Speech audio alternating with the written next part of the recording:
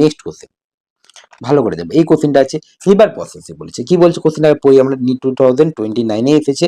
কি বলছে, সরি 29 বলছে, 19 এসেছে, 2019 এসেছে। Number of moles of hydrogen molecule required to produce 20 moles of ammonium through Haber process. তাহলে এখানে আমার কি বলেছে, কত number of hydrogen molecule requirement হবে, কত number of moles in terms of mole বলেছে। তাহলে হেবার প্রসেসে আমরা রিয়াকশনটা জানতে হবে।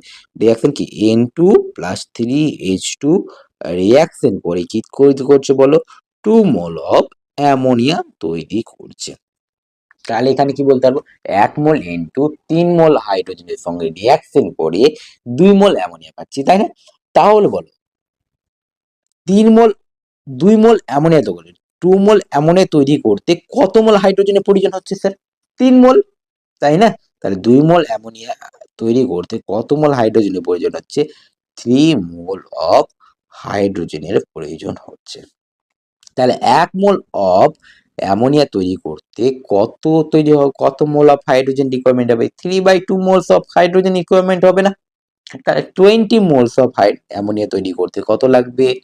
20 মোলস করে 3/2/20, তাহলে কত হচ্ছে বলো?